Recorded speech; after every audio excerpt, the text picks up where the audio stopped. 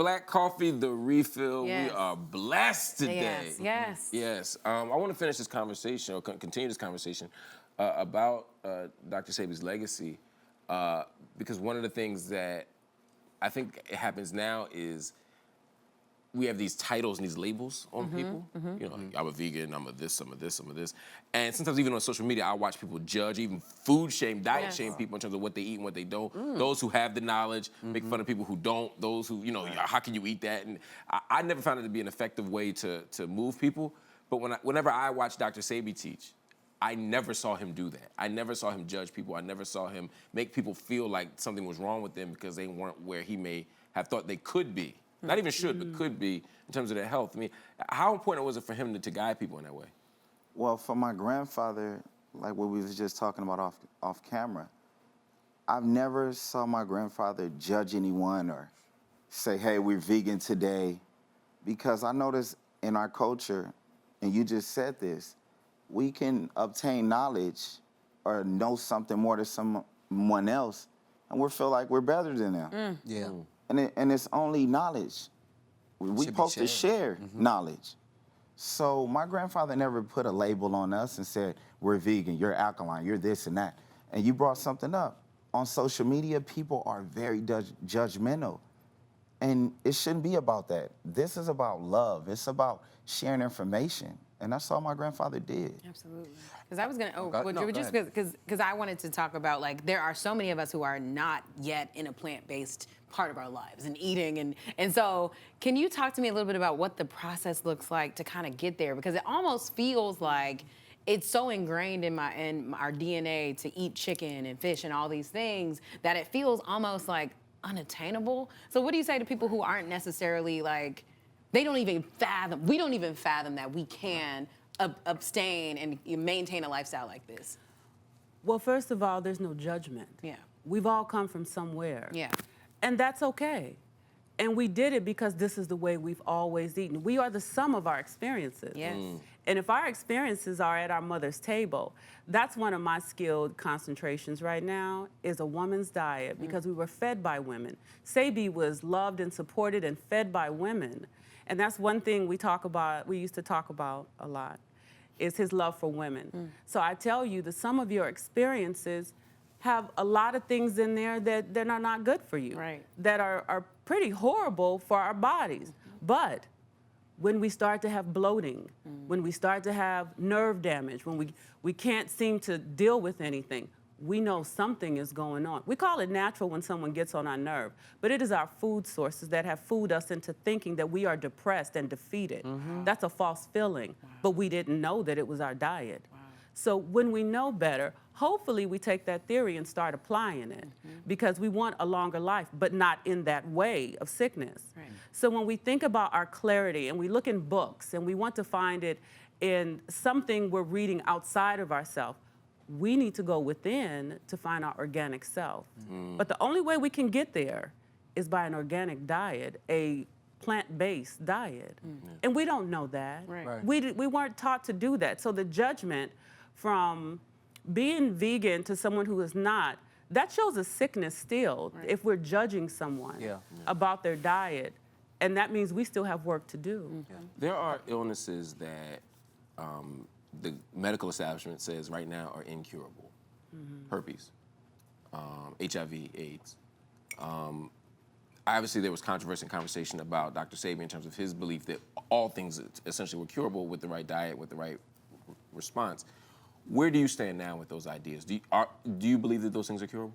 I stand for the truth. I'm sorry, nephew. Go ahead. I stand for the truth. Let's talk about the case, Supreme Court, New York, 1988. What was proven then? That there is a cure for what my father stood for a disease. And I stand right there on it because it has been proven in these courts, Supreme Courts. That's pretty high, right? So as I look at that, I think about it. If it has been proven through the courts, who am I to say that it don't exist? Who am I to deny God his benefits of this earth? Because what I'm saying is God is a lie if I don't take his food, but I take his word. Oh, y'all heard that. But then you also have to go back to the natural essence of the earth. Right.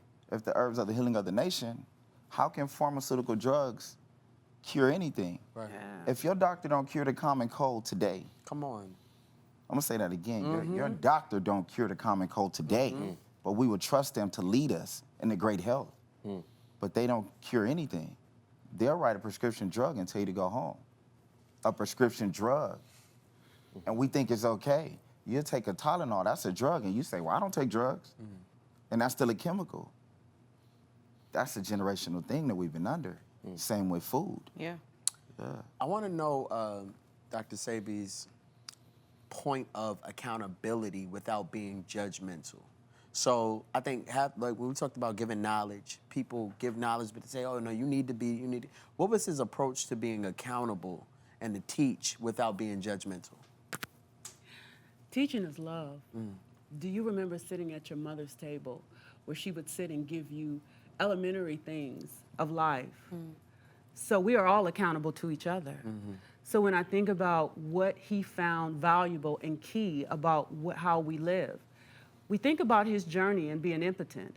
We think about his journey going from, he used to be Muslim, he used to be a meat eater, he used to do a lot of things.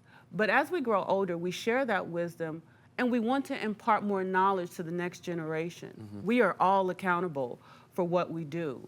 But first, that journey has to start with us. So we have to have those conversations in love. So when you think about his lectures, if you look on YouTube or wherever you find a lecture, sometimes I go back and look at them because we've sat at millions, right?